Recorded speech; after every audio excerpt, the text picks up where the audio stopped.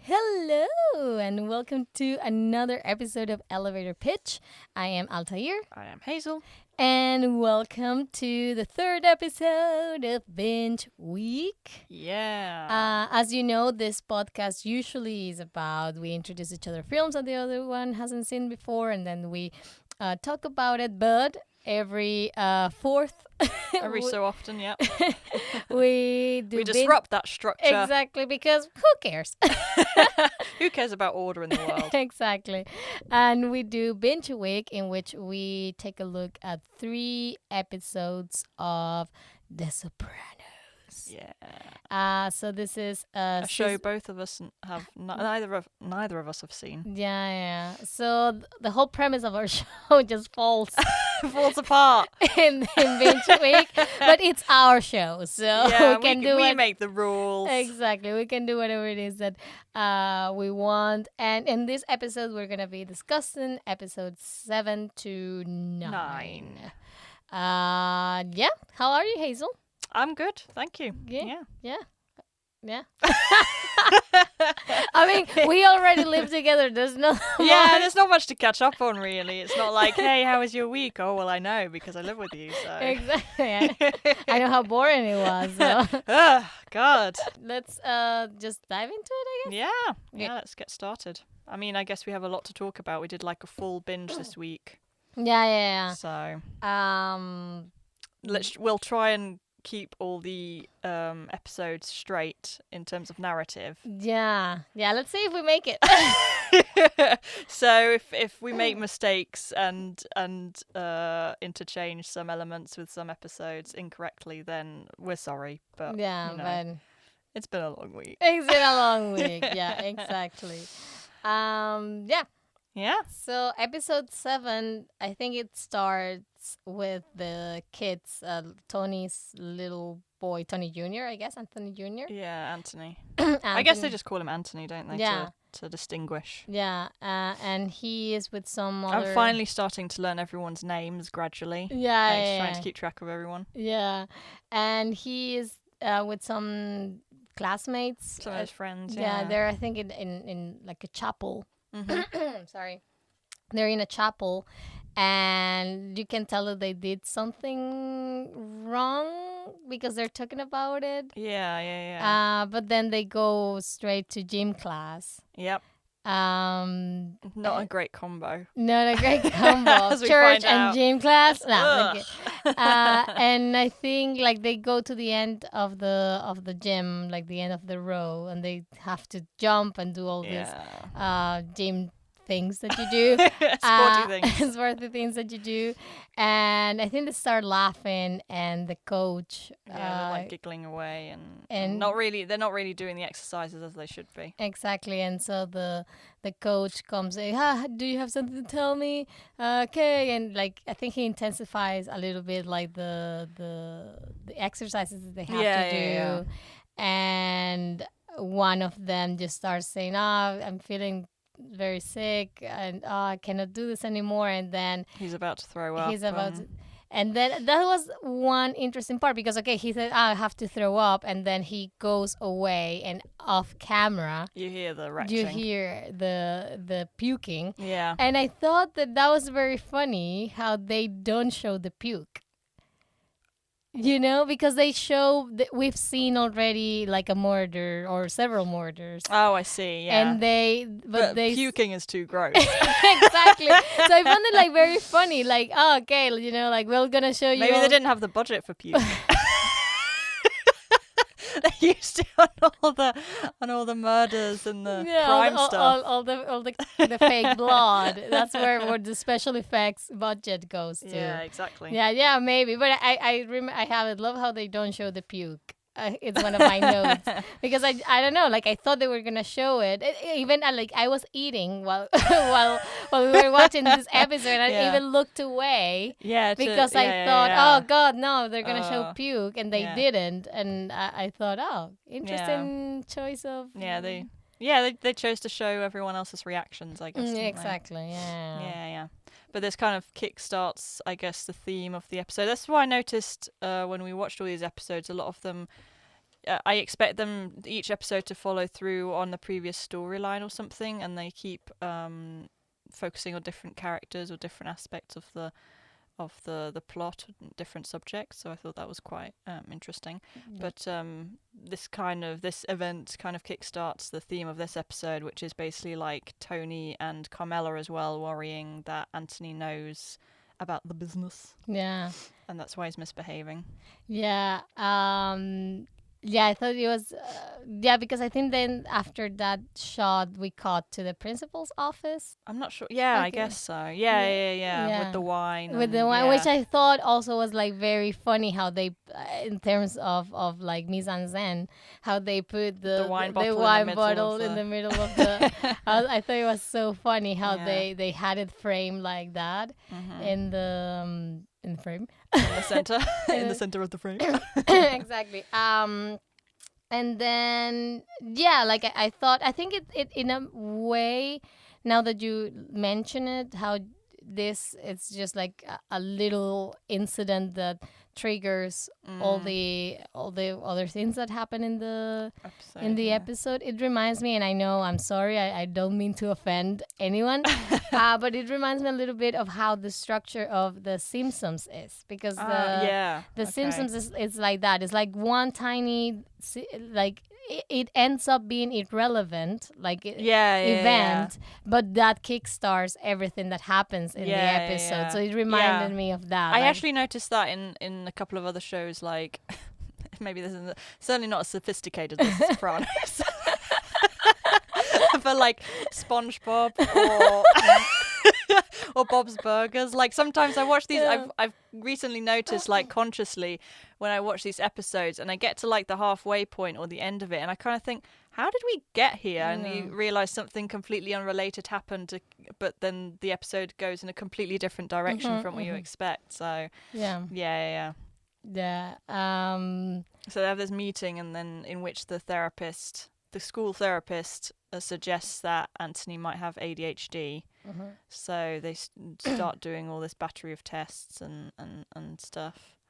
Yeah. And then we have like the whole kind of concern of Carmela and also Tony. Yeah, because then they also, what I found quite interesting, because they're in the bedroom and they're just talking about it, and they come on to like Meadow as well, whether she knows, and I found it really interesting, the editing in this bit where they literally just put edit in literally just a glimpse of like this flashback of when Meadow confronted Tony in college, asking him if he was in the mob and stuff.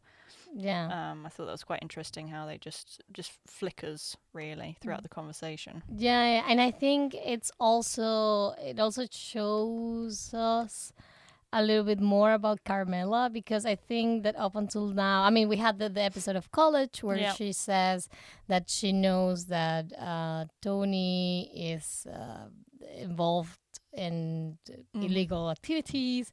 But now we know how, she's not only aware of that and overlooks it, but in a way she's also part of it. You get a lot more, you're much more aware of the fact that she actually is very aware of what's going on and how the kids might be affected. And then I think what's very interesting about this episode is how we go on a little bit deeper into Tony's childhood. I thought that was really interesting to see, in a way, like his role models. Yes. And like you see, okay, so it's maybe it's not genetic like he says it is, like in his therapy session with Dr. Melfi, but it is behavior that he learned in a way. Definitely. I mean, you totally understand, you get a much better understanding of how he turned out the way that he did, and also like the glimpses you get of his mother as well, how she behaved. Exactly. You get this flashback to him explaining to Dr. Melfi the first time he saw his father beat someone up, and that he knew he was up to, and also the fact that his father also beat him as well. Yeah, I also thought it was because I don't know if they had mentioned it before in the episodes about Mm-hmm. his sisters or sister. Sisters, yeah. But I like, but we've never seen him in that environment, like in that relationship with sisters or siblings of any kind. That's true, yeah. And then we see, I mean, it's not like it's the center of the episode, Mm-hmm. but then you see, that's the sister. Look at what the relationship is like. Mm-hmm. So I thought that was very interesting. I think it makes the character, of course, more relatable, also more human. Yeah. I think the little kid that they casted is really cute. As young As Tony. just Tony. It's Yeah, like, yeah. it's like, oh, look at that. Look what you became. Yeah. What was I gonna say? And I find it quite interesting how, like you say, like you have this kind of flashback, and you would think a kid seeing his father beat someone up would be quite troubling or traumatizing in a way, and then you find out that his father used to beat him on occasion, and yet he still has a very favorable view of his father. Like he doesn't really, he kind of keeps showering praise on him throughout his sessions with Melfi even. Yeah, I think maybe it also has to do with this idea of family, right? Like it doesn't matter who your family is, how they are, they're still family, and you still have to, in a way, defend them or be have their back. Yeah. Which I think is something that we see also in the relationship with his mother. Of course, that Disintegrates. disintegrates. Yeah. But I think it has to do a lot with that. I mean, from what I've seen so far, maybe we'll see in season 2 that I don't know, the father was a piece of shit, and he. I mean, I already think it's. You see it with his mother as well. I can't remember which episode it is exactly. We'll probably get around to it.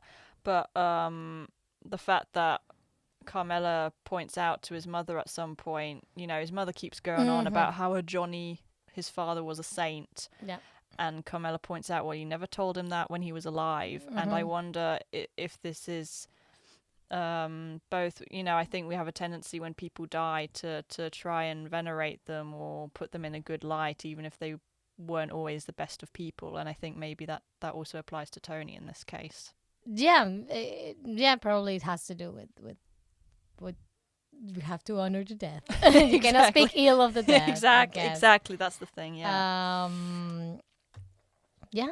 I don't know. I was gonna say something, but I forgot. Yeah, and then I guess in this session with Malfi, we also get him. He finally admits he has a girlfriend. You kind of see this more, I guess, spiteful side towards Malfi now. I think, and after she quote unquote rejected him. Yeah. Finally admitting that he had a girlfriend. I think it was interesting that he finally told her now and that he kept it from her up until now. Yeah, I was wondering if like maybe he wanted and also mentioning like the fact that she's like 24. Yeah. And asking Melfi how old she was and yeah, maybe also he wants to try to make her a little bit jealous. Yeah, exactly. Yeah. I was gonna speak Spanish. Sorry. This has turned into a Chatterbox podcast. Chatterbug. I'm so sorry. My brain. I think my brain is fried. It's been a long week. Yeah. And I also Melfi says that, no? She says her interesting. You had mentioned that you had a girlfriend, and I think this is where we see that maybe it was a plan. Well, maybe not a plan, but maybe he did it with that intention of making her a little bit jealous because he makes like this expression with his face. But yeah, I think it's what else? Well, I think we go back to another flashbacks in which we see that his father is taken his older sister somewhere. Yeah. On like trips away, and Tony keeps wanting to go with them, but he's never allowed to. So then one day he gets in the trunk of the car to see where they're going. Exactly. And then he follows them. He goes in the trunk with them until like to amusement park, I guess. It's how you call that? A fair, a carnival. Yeah. Something like that. And it's very interesting because then I think they cut back to the session, and Dr. Melfi says, "Oh, you felt." You must have felt really betrayed. Betrayed, yeah, and like your father was showing favoritism towards your sister, and blah blah blah. And then we see that the reason why he was there Yeah. is because he was doing something Shady. and was using the dog, like everyone involved in the shady business Yeah. took their daughters to the amusement park so that it wouldn't call up attention. I think they were doing something with fur, was it? Yeah, something like that. Yeah, something like very silly, I guess. I mean, it's not drugs or weapons. It's just like, oh yeah, they were doing something with fur and stuff like that. So I thought it was like a good, I guess, from a writer's point of view, I think it's a really nice crime in the sense that, it's not something awful that the kid is going to be traumatized by. Like, my father is, I don't know, killing puppies, for the fur. Yeah. So it's still, I think it's still my father does like criminal stuff, things that he is not supposed to, but it's not that bad, I guess. Yeah. And then he comes back to the city, and like I think that was also very interesting when he comes back to his home, and the mother says, your father's not gonna be home. He's not gonna come. He's gonna miss dinner. Yeah, and he says, I know, I saw him, and it's like I think it was like to see this little boy who's supposed to be like 9. He says that he was 9. I think so, yeah. But isn't that like a very tiny kid? Being 9? I don't know. Who am I to speak about tiny kids? Exactly. But I think it was like really interesting to see like this little boy talking about, I saw him. I saw what he did with his mind. Like, I think like in that scene, I saw him as an adult almost discussing with his mom what his dad was doing and that he's aware of it. And I think maybe probably Tony remembers that and wonders, is this what Anthony is doing? His song is he aware, just like I was, but just pretending not to. Those are the parallels that you're showing throughout the episode. But I think that comes back afterwards. I think they're watching TV, he gets out almost immediately, and then you have this moment where the guy that he beat up earlier is like, yay, good for you for getting out, and Melfi is really struck by that this guy was still cheering his father on.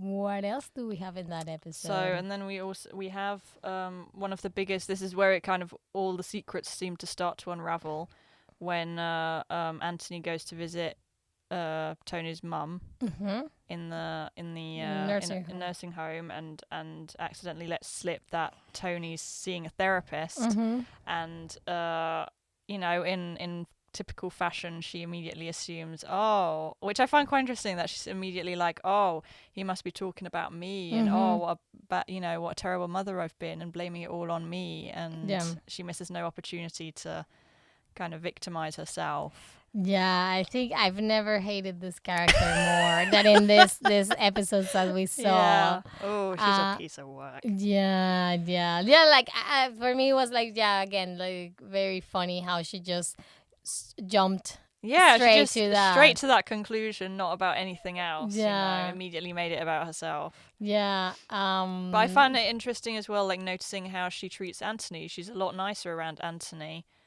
her grandson, than she is around Tony. Probably I don't know why. I was gonna say probably because I mean, Tony is her son, and there's like that dynamic. It has always been there, she's, I think, for that what we saw in the flashbacks, it wasn't like she was like the most loving No, mother. no, not at all. So I think maybe that's just the dynamic that they have in their relationship. So she's not gonna change it now that he's an adult. No. But maybe with her grandkids. Okay, I'm supposed to be a grandma. I'm supposed to be like a caring grandma. You know, maybe it's that. No, I just found it quite interesting because it sound from what we've seen or heard, what we've been told, is she wasn't, like they say, she wasn't that kind to his father. She's not that kind to him. Both his sisters, we find out, basically like fled as soon as they could, basically left New Jersey, and he was the only one to try and maintain a relationship with her. So I just found it quite interesting that Anthony and Meadow seem to be the only two people in the or I guess next to like his uncle Junior, that she seems to have any sort of warm feelings towards, I guess. Yeah. I mean, I don't know if I would describe it as warm, but it's not as bitchy. As with Tony and Carmela. Yeah, definitely. Which God bless Carmela. It's like she's always there. She's always there. Yeah, I really started to really like Carmela now in the second half. Yeah. What else? Yeah, and then later on, you have and also again quite interesting. This the development in their relationship that Tony seems for the first time to sort of start to confront his mother. Well, basically, like he basically says, I guess basically saying like if she hadn't been a woman, she would have been the real gangster. The way she acted and treated and talking about smothering her children in this flashback, and that she also makes a comment about therapy as well. So you can already see, now, even though Tony up until this point has been trying to maintain the relationship, you can see the patience is starting to slip now, I think. Yeah, definitely. Well, I think it's also like I think now it's like the pressure is definitely even harder. Like at the beginning, it was like the anxiety attacks and the mom, but now it's also like his personal life and also like the business, which he's starting to I guess not a war, or at least not an open war with Junior, but it's still like a game that he's playing to eventually take over and push him away. So I guess that's another layer of pressure that doesn't really allow him to to be that patient with his mom. I think like he's running out of things, or good things to say, like you said, the patience, because he has to be taking care of other but aspects. I also think that's just an effect of the therapy. I think it's gradually peeling back, and we see that eventually. I think in the penultimate episode, where Melfi really confronts him about his mother's behaviour. And it's just a matter of time, I think, of him finally accepting who his mother is actually. So I think that's also part of it. And one of my other notes, I guess the theme of the episode is like destiny versus free will. I think is this idea of was he destined to become sort of the mob boss, or did he choose it? Was his like outside influence? Is it genetic? Exactly.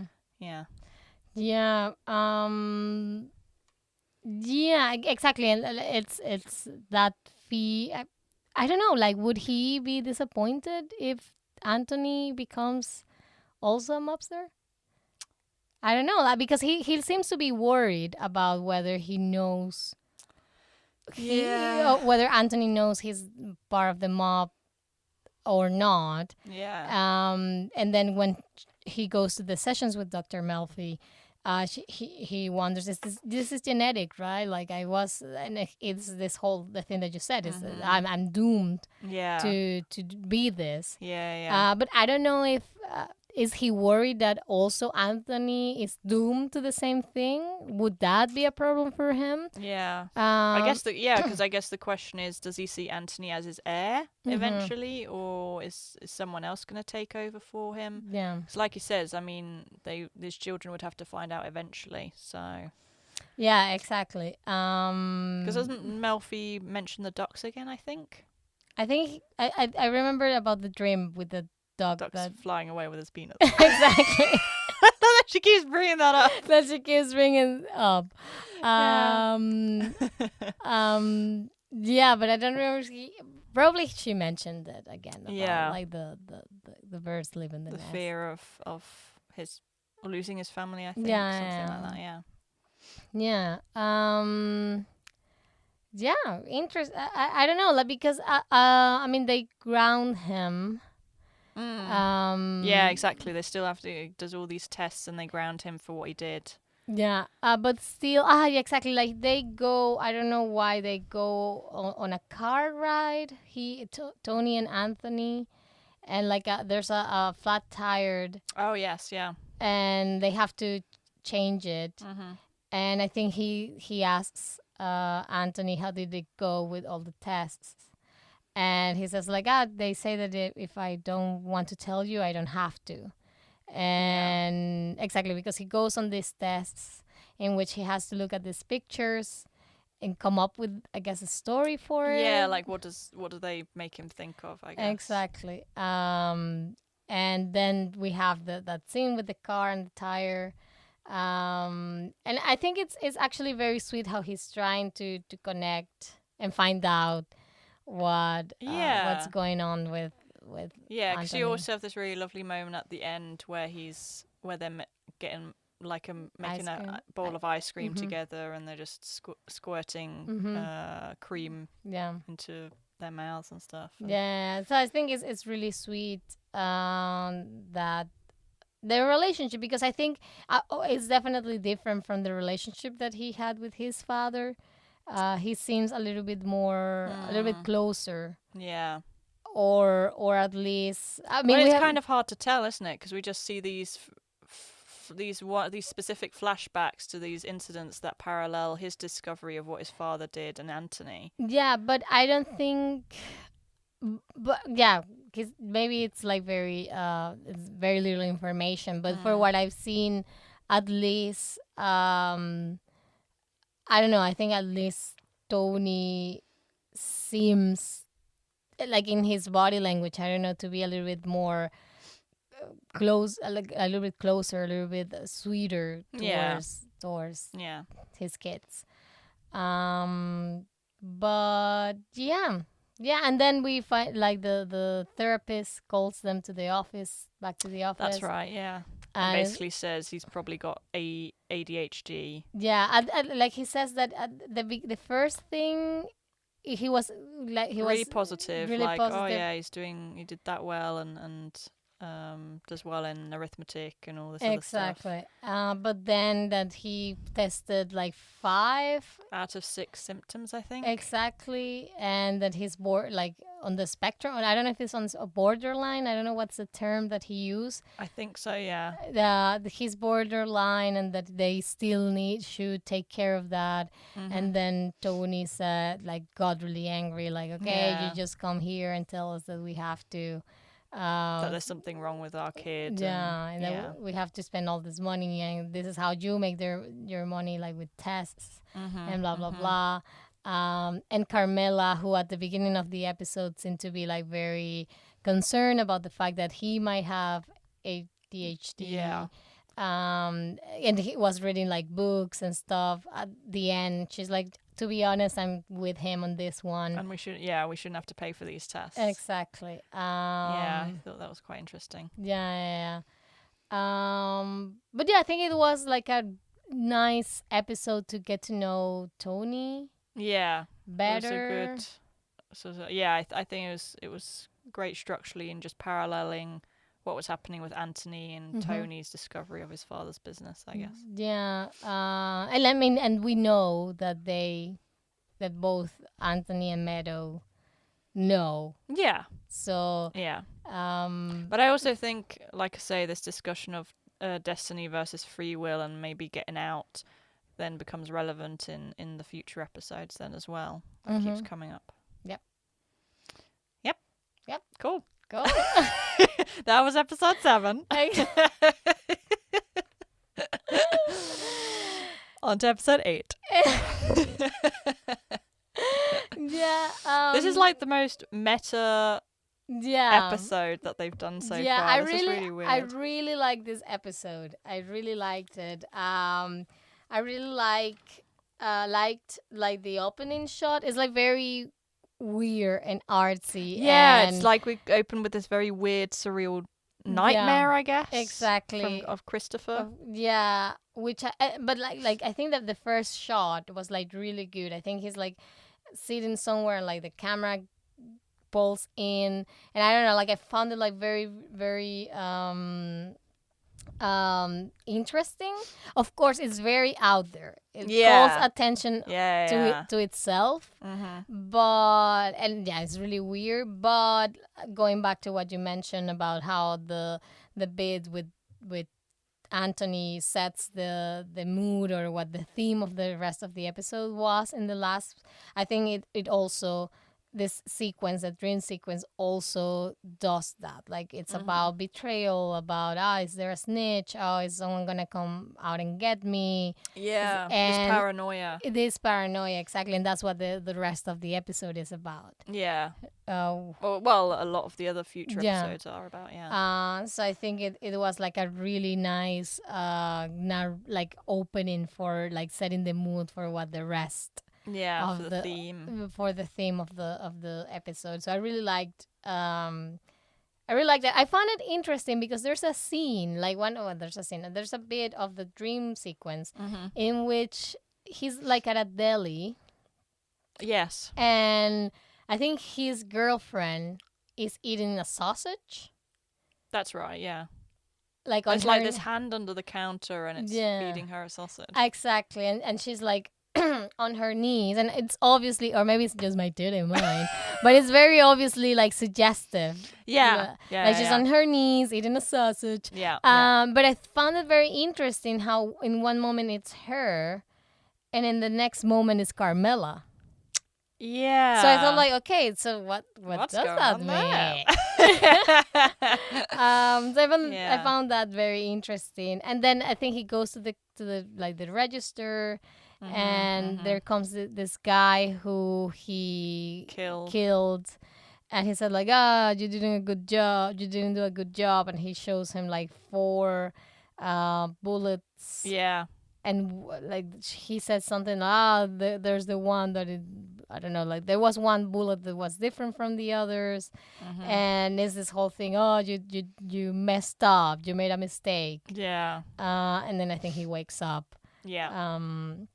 And he's gonna be for the rest of the episode, I guess, like thinking that he did something wrong when they got rid of the body of that guy. Get caught. Yeah, and that they're gonna get caught. Yeah. Yeah. Yeah, I'm surprised so far with my expectations for the show. I didn't expect there to be as much playing with sort of the subconscious or the surreal and dream sequences. I wasn't. I think it's quite clever how they've played with that. I wasn't expecting it from the show. But. Yeah. I think it's also. I mean, I think it makes sense in a way that it's a show about therapy in a way, which I love that. Or a lot of it has to do with like the subconscious and blah blah blah. So I think it's very smart that they went all the way with it. It's not like they left it. It's about the therapy and the subconscious in the sessions and just about Tony. It's also about this character, about Christopher and how he feels. And I think, like you said, it's like very meta, self-referential, self-aware. Yeah, because then, and I'm not quite sure what triggers this with Christopher, but he basically begins writing a script, I guess, about the mob life. Yeah. A movie script, and then he even starts to very meta. He starts talking to another mobster. Mm-hmm. I can't remember his name. Sorry. Mobster number 3. But he starts talking about like character arcs and like Mm-hmm. applying character arcs to real life and asking himself, what is my arc? You know, explaining what a character arc is and what's his arc and Yeah. that he's kind of depressed at the moment and Yeah. looking for some meaning by trying to apply the rules of Script writing. script writing to real life. Yeah, yeah. I found that. I think it's Polly, the name of that mobster, is the old guy, no? Yeah. I think that's his name. If not, I'm sorry. But yeah, I thought that was very interesting. How, because I think that's something that I also sometimes do. I try to apply. Yeah, I think it's interesting because I think we're so shaped by TV and film, and I think as long as I guess humans have existed, we tell each other stories, and I think that's how that's how our brain works. I think everyone, maybe eventually we realize that's not the case, but I think for a lot of our lives we see ourselves as our own protagonists, and everyone else, you know, trying to build our own story and trying to grow and facing obstacles and what have you. So Yeah. I think we always try and apply the rules of storytelling to our own lives, even if that's not really how it works. Yeah. Yeah, no, I thought it was like very interesting dialogue about the what's my arc? What am I gonna do with my life? And I think that the police, he says like, what about who gives a fuck about arc? You know, like you live your life. I did this, then I went to the can, and then I got out, and he is kind of like explaining to him that it doesn't really work that way. That there's no like this big transformation or thing that you can count on. Yeah, that's right. Because he explains there's always something, and which in film, like in script, is like an inciting incident that basically starts the events that propel the rest of the film, and that so either mainly cause, more often than not, there are exceptions to this rule, but that start the character on some kind of character development, some kind of change, you know. Yeah. And he's looking for, I think he's looking for that, right? Like an inciting incident of his to propel him forward, I think. Yeah, exactly, because I think I don't remember if it is in this episode or one of the other ones where he says that he hasn't really moved forward in this. Yeah. Like he's just the guy who does errands. And that he is not really doing anything. He's not really moving up. Exactly. So I think that's a feeling that I think everyone can relate. A lot of like people, you feel like you're stuck, like you're not you're not having the amazing life full of power, money, and success. That you start off somewhere and then that you work and then eventually you move forward, and that's not always the case. Exactly. So I think that was a really nice dialogue and dynamic. I do think. I mean, there's like one scene where they're having dinner and they start talking too much about Italian movies. I think it's like when Melfi's at the. Oh, that's right. Yeah. Yeah, I think that it gets a little bit too expositional there. Yeah. Yeah, that didn't. I don't know. I guess maybe that would be conversations that we might have, maybe, but just a casual conversation about how Italian Americans have been represented in an American cinema, I think. Yeah, exactly. Yeah, exactly. It almost felt like it was. Because I've read up, and the show did get some criticism for reinforcing these negative stereotypes about Italian Americans, and it felt like the show was actively trying to, what's the word?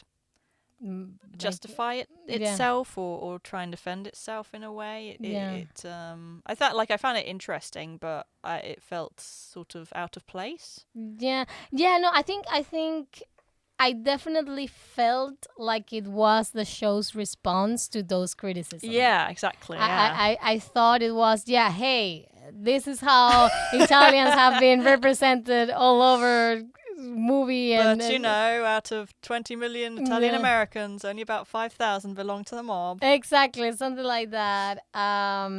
And I think there's also a scene later on when they talk about how all the good things that have come from Italian, like the telephone was actually invented by an Italian, and Graham Bell just stole it. Yeah, I thought all these famous Italians that have contributed. Yeah, exactly. I thought it was interesting, but I thought it felt like they were preaching a little bit. Yeah, it didn't feel so. I don't know, storytelling effective, and it felt more like, hey, we love Italians. Italy's a great country. Exactly. So that's I think like the only like thing that I didn't like so much about the episode, that it was too like preachy. A little bit, at times. Okay, felt we like get it was trying to stave off the criticism leveled at it. Yeah, it was like, okay, we get it. Italians are great. And they are. You are. If there are Italians listening to this episode, you are great. We love you. We love you. We love you. We love your food. We love your weather. Yeah. We love your everything. Yeah. So, yeah. Yeah, and then we, right at the beginning, we also, this kind of becomes the overarching conflict for them is these indictments by the FBI, and they will leave this wedding to go and destroy all this evidence that they have, and like get rid of the guns that they have in the house and all this money, and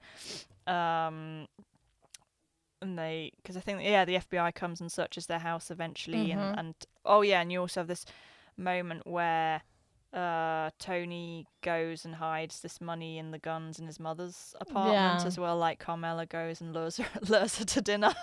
Yeah, I thought that was also like a very, also like a light on Carmela's character. I really like that scene where he's like taking out all the guns, and she's there helping. Yeah. Like, she's very casual about it, and then give me your jewelry because we don't have receipts for that. And I love it. I'm not giving you my engagement ring. That's not stolen. Is it? No, of course not. Yeah, that was a good moment. Yeah. And then I found it also even like funnier, the fact that because at first I didn't know what was going on, because when she goes to the nursery home, and because I think we see her pull over and she gets out and goes in, and then we see like in the foreground Tony in his car, and so I thought, okay, Tony's coming there and she doesn't know, like that's what I thought, like, okay, they're gonna meet there and there's gonna be some confusion, but then you learn that Carmela is there just to take Tony's mom out so that he can hide all this money and all this in her room. So I thought that was also like very funny how they work together to kind of sustain their life, basically. Exactly. Their family, not only like their family, but also their family. Their family. Racism. No, it's not racism. It's stereotyping. I'm sorry, Italians. We really do love you. So yeah, I thought that was like really fun to see how they did all that. Yeah, so that they were kind of partners in crime. Yeah, exactly. I thought that was like a very nice, I don't know, like shade or of their relationship. So I found that, because we don't really see, that's something that I noticed, we don't really see them being intimate, Tony and Carmela, like maybe a kiss, you mean or something, yeah, but we haven't seen them like having sex or like she mentions in an episode that he performs some services, but only once a year. Yeah. So we'll get into that episode. Yeah. So I thought, and you don't really like, they go to bed. Well, that's the whole conflict initially, isn't it? That they don't seem to have any romantic or sexual intimacy in their relationship anymore. He has these affairs, and That's why just she goes deals with the it. priest, because Yeah. a woman has needs. So no, but so I thought it was really interesting how, okay, maybe they're not like the most passionate couple, but they still have this thing that you don't really get. I mean, you shouldn't be a mobster. And a mobster's wife. Exactly. But I mean, all of these, because you see some of these other mobsters and their wives like burning some of this Yeah. evidence. So it's like all these women are complicit. Yeah, They yeah. all know what's going on. Yeah, that was. I was at some point. I thought, of asking you, what do you think makes women go into that lifestyle? Like, what do you think says like, oh yeah, I'm in love with this guy? Do you think that it's like they fell in love with these guys and then they find out they're mobsters and then it's too late for them to live the relationship, or do you think they go on these relationships because they're mobsters? Because they're not the most attractive people. And we know that that's the basis for any relationship. Attractiveness. No, but it's not like they all... We've seen some of the characters like being very shitty with the wives. Yeah. And treating them And very... most of them, pretty much all of them, cheating on them with prostitutes and having girlfriends. And yeah, so I think like for me it's like, okay, is it really only the money and power that comes with being with a mobster, or I don't know, because I imagine a lot of these guys already have a reputation. So I feel like as soon as you, I guess, start going out with them, you would hear something from someone. I think I don't think you'd very easily enter into a relationship with them without knowing what's going on. I think. Yeah. So well, if there are any listeners there who are dating a mobster, let us know anonymously, and that would be interesting to see. Yeah. Okay. And we find out a lot more about Melfi. Yeah. We find out she's divorced and that she has a son, which was quite. It's a big boy. He's a college guy. Yeah, I guess so. Yeah. I was quite actually taken aback when I saw that they're all like sat down for a meal, and and actually the fact that she sits down with her ex-husband, that they're all having a meal together. That and then the main conflict between them is his fear of how Italian Americans are perceived. That's kind of the conflict that they have at the table when she reveals that she is treating... That's right, because they hear about the indictments on the news, and she reveals that she's treating someone, she doesn't obviously name him, but someone who is involved in that, and her ex, who I think is also a psychiatrist, I think. Yeah, I think he's also... kind of judges her for keeping this patient. Yeah, and tells her to refer him to someone else. Yeah. This is an aspect of her character that I found very interesting, that no matter how, I guess, rational the argument is about referring Tony to someone else, she still defends him for quite a long time against any criticism, really. Yeah. I thought something that like the context was a little bit confusing for me was like when they are the three of them, the Melfi, the ex-husband, and the son, are kind of like in family therapy. Is that what that is? I think they said. I think it's the son's therapist, isn't it? I think that's what they said. Okay, and they're to talk about stuff. Okay. Yeah, because I thought, okay, what is this? Why are the three of them here together? It wasn't like quite clear for me. So I thought, is this family therapy? Why would you have a family therapy if your son is already a grown-ass man? Okay, so he's his therapist. Okay, I think so. Yeah. Okay. Well, maybe because they're both therapists, they both see the importance of having their son go to see a therapist. Maybe. Yeah. Yeah. And they also discuss a little bit about this issue of whether she should or not refer Tony to someone else. Yeah. And her son doesn't seem to have a problem with her having this patient, but her ex does. Yeah. And we also, I think we see her and the ex-husband, they drive up to, like, I think it was like some sort of real estate. Yeah, I think a piece of land that they owned. and they wanted to sell it. Well, he wanted to sell it or something. Yeah. And they have a discussion that reveals a little bit about how their marriage was like. Yeah. She said something like, "That's the difference. I never saw this as an investment. I saw this as a place to build a home, For us, yeah. and that's all you Really saw in it. saw in it, like something to make money out of." So I think it was like also quite interesting. Yeah, definitely. Yeah. Yeah, and again, Tony kind of tells Melfi that he may be going on holiday, but he doesn't know if he's going on holiday or how long he'd be on holiday. So again, it's this kind of that she's also complicit in what's going on. Yeah. Yeah, I think that's... Oh, and that's right. And then we have... This is the secrets keep spilling. Where his mother finally, like, tells his uncle about the fact that he's seeing a psychiatrist.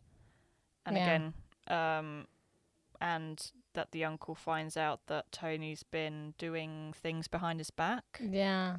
I think so. Yeah. He gets this information from this other guy that's kind of like being like the devil on his shoulder. Telling him, "Oh, Tony, he's gonna betray you. He's gonna stab you in the back." And then you throw on top of that the mom saying that he's going through a therapist. Yeah. Which to me, it's like, they're making such a big deal about this therapy thing, you know? Yeah. But I guess that it's reasonable. I mean, I don't know. Like, for me, I think it's the next episode where we can talk about some more codes of masculinity that we found very... What? Yeah. Because it was like, okay, but again, I'm not a capo. Yeah. So maybe if I were, I would be like worried. Well, I guess it's a matter of like vulnerability, isn't it? That you know that I guess Tony talking about either himself psychologically or emotionally, I guess it's showing a kind of vulnerability, I guess. Yeah, I guess. And I mean, this is still like the 90s, so mental health still quite a big stigma attached to it, as it still is today to a certain extent. So I guess in that sense, maybe there's the threat of being seen as kind of unstable or unreliable. Yeah. If people find out that you're seeing a psychiatrist, I guess, people questioning your leadership. Yeah, it's also, I guess, I mean, they are also worried about what he's telling this psychologists, his therapists, and what they might do with that information. Yeah. So I guess that they're just scared of that, but I don't know. Like, I think that if we have this very long relationship, I wouldn't. Maybe I'm just too. I trust too much. I don't know. Because I wouldn't assume, they're gonna spill the beans over about our family, you know, about our mobster business. Yeah. You know, but they seem to jump right to that conclusion. But maybe that's just the mob world, and you have to count that everyone's gonna betray you if you give them a chance. That's true. So we see that he's his mother tells Junior that he is going to therapy, and that is another layer of pressure, I guess, conflict, tension that builds up. Yeah. So then we have the next episode, which kind of focuses more on Junior this time. Although arguably Junior's become very positive towards Tony since kind of being given this role, hasn't he? And even when his mother's trying to speak ill of him, like, Junior still tries to defend him. Yeah. But then so we still have the indictments looming over them, and so Junior decides to go away for a little while with his girlfriend, and this is where we discover some stuff. Yeah, yeah. Apparently, like he is really good At cunnilingus. at cunnilingus. Hashtag support cunnilingus. More cunnilingus for women. Let's get hashtag support cunnilingus trending. Exactly. Come on, boys. Exactly. So he like there's this whole dialogue about like his girlfriend talking about how great and how he makes her feel whenever he's down there Yeah. and they seem very happy. They seem very Yeah. like sweet Yeah. and It's he's quite sweet seeing him. as a and- human. I yeah, guess. Yeah. But then he basically tells her to not Tell tell anyone. anyone that he does that Yeah. because apparently that's Gay. How can be eating pussy be gay? we were like looking at each other while we were watching this, like, What? where's the logic there? Yeah, what's the logic there? Come The on, logic boys. of the internal logic of toxic masculinity. Exactly. Come on, boys. There's nothing wrong with it. Yeah. We enjoy it. I mean, surely there's nothing less gay as a man than pleasuring a woman. Exactly. Come on, boys. Yeah. Don't be. Don't be I sorry. think a lot of guys do it. I think they just don't admit it. I guess. But I think maybe this is getting too personal. But Keep going.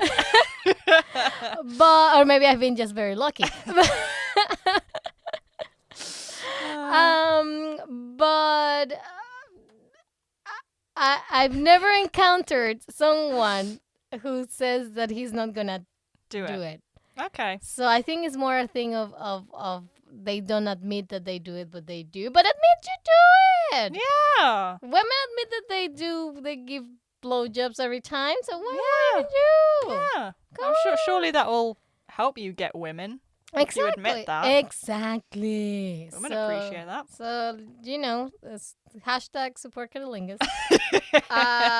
Okay, but that was like very interesting to see. Yeah, that was an this. interesting reveal, and yeah, that you have on the one hand you have Tony, who is worried about therapy making him look weak, Yeah. I guess, or Mhm, vulnerable, Exactly. and then you have Junior on the other side who thinks, oral sex is Makes you a pussy for some reason. yeah. So Yeah. and you see that conflict, but I think it was I commend them for talking about female pleasure. Yeah, I think it's in the 90s. Yeah, I think 99. That was very Yeah, because I progressive. really felt for Carmela.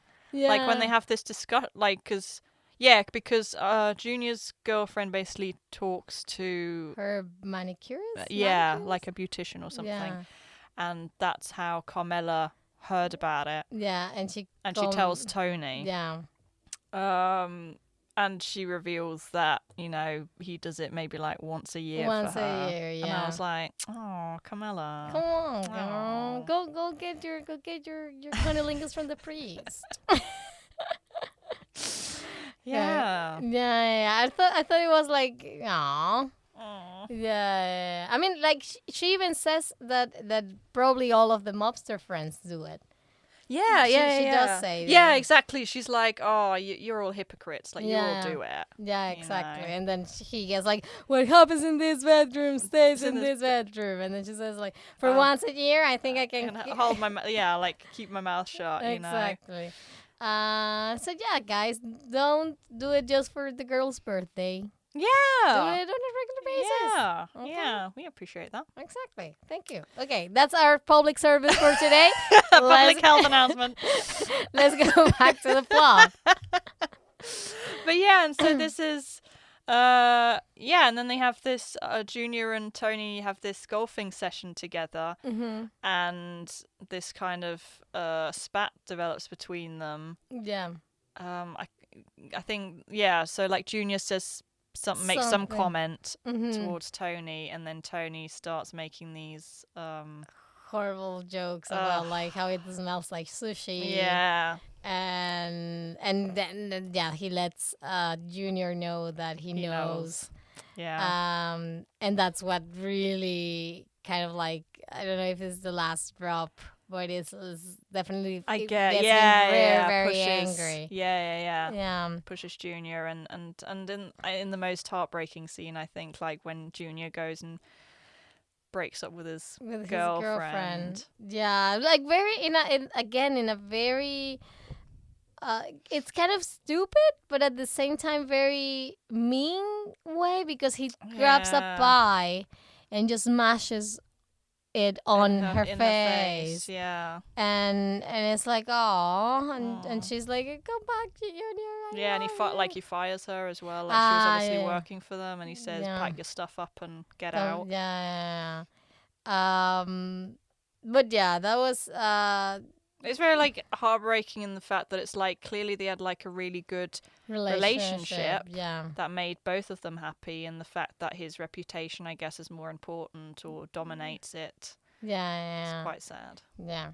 Don't let your reputation dominate your relationship, you guys. Come on, guys. Yeah, but we also on that episode have I think the whole bit with the coach. Yeah, so that was the second plot is that Tony's daughter is in this like football team, and initially the conflict is that the coach is about to leave after, and they want him to stay because he's been coaching, like the team's been performing quite well.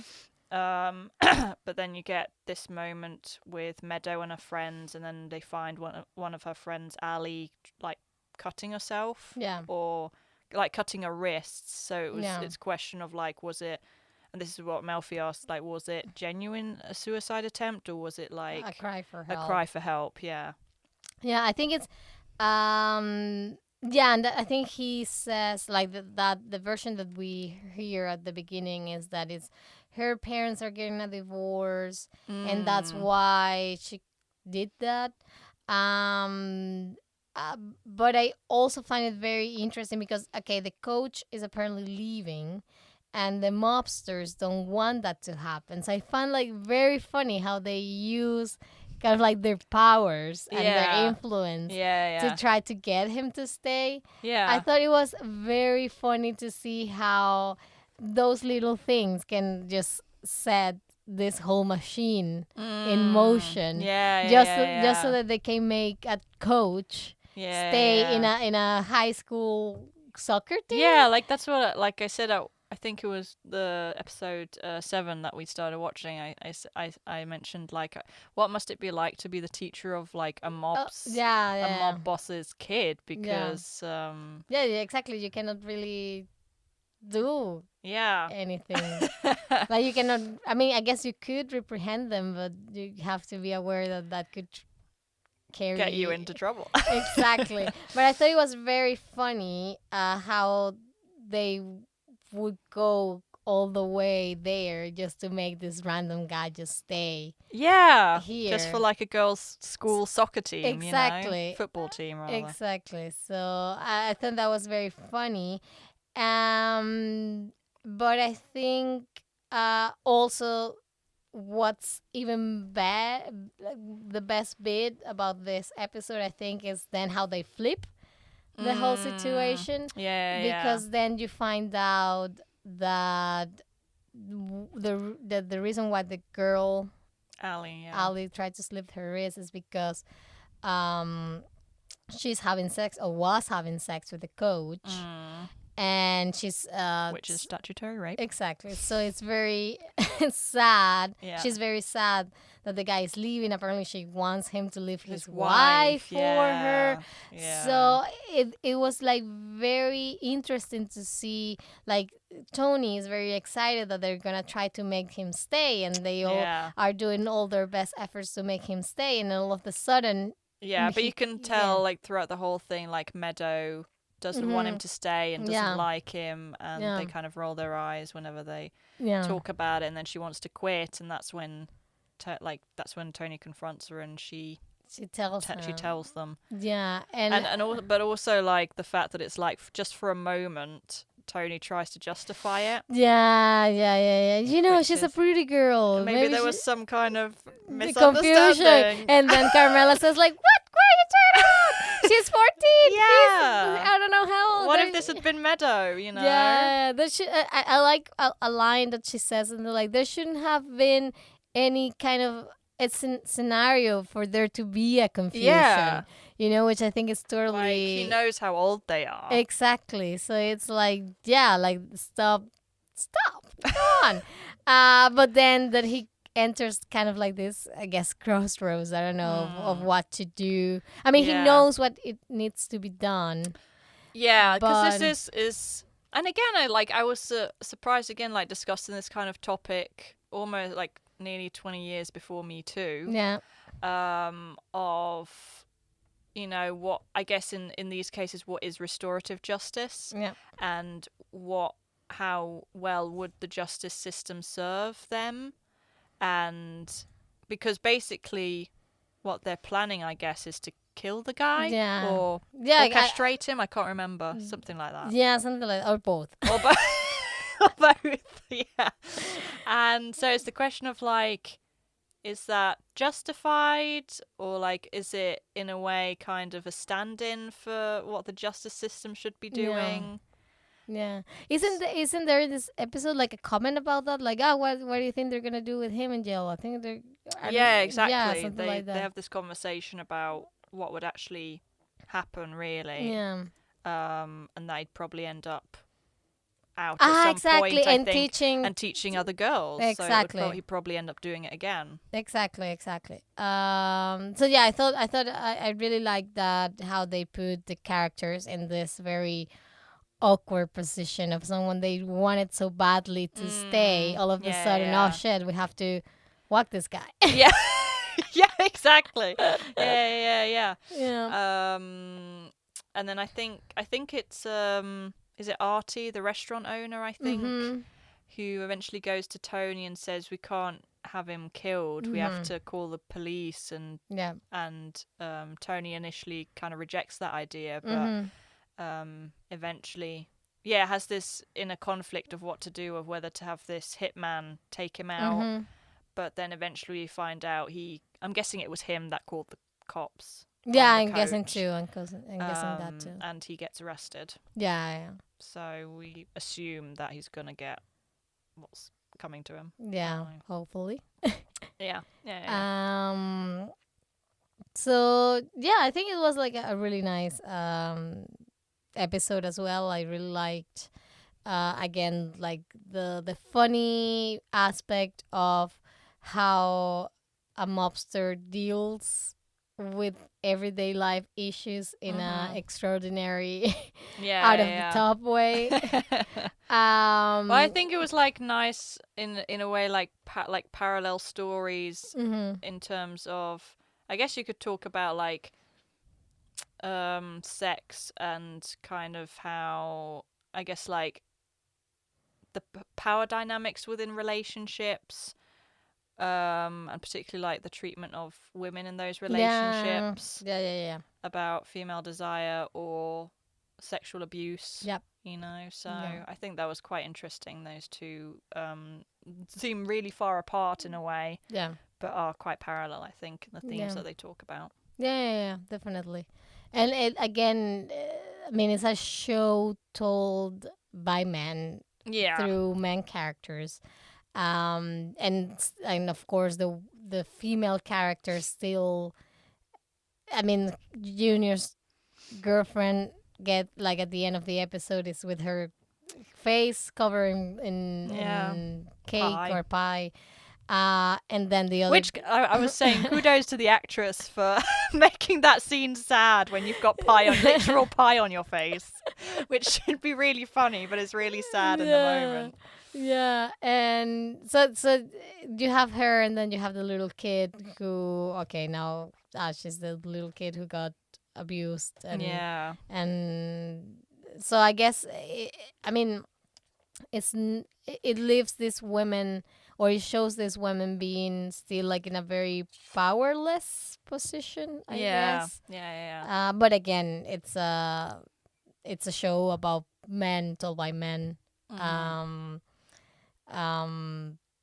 But yeah, no, I think it was a very interesting episode. Yeah, in a lot definitely. of aspects. Definitely. Well, And those were episodes 7 to 9 of season 1 of The Sopranos. we're nearly there, folks. Yeah, for the first season. I know. 5 more to go. But thank you so much, as always. Yes, for listening. Next week we're going to have an extra bonus episode because it would be stupid to do 3 and then just 1. Exactly, So- exactly. We're going to finish off the season next episode. Exactly. I hope you are ready. We're gonna, if you're doing the binge watching with us, then we're gonna be watching episodes 10 to 13. Yeah. So get those popcorn out, those beers, anything you enjoy eating while you're watching The Sopranos. And we hope to see you next week for another episode of Elevator Pitch. Hopefully you'll join us. Yeah, you better. Thank you so much. And remember, guys, # support cunnilingus. I'm Altair. Let's get it trending. Exactly. I'm Altair. I'm Hazel. See you next That's our week. final message. # support cunnilingus. Bye. Bye.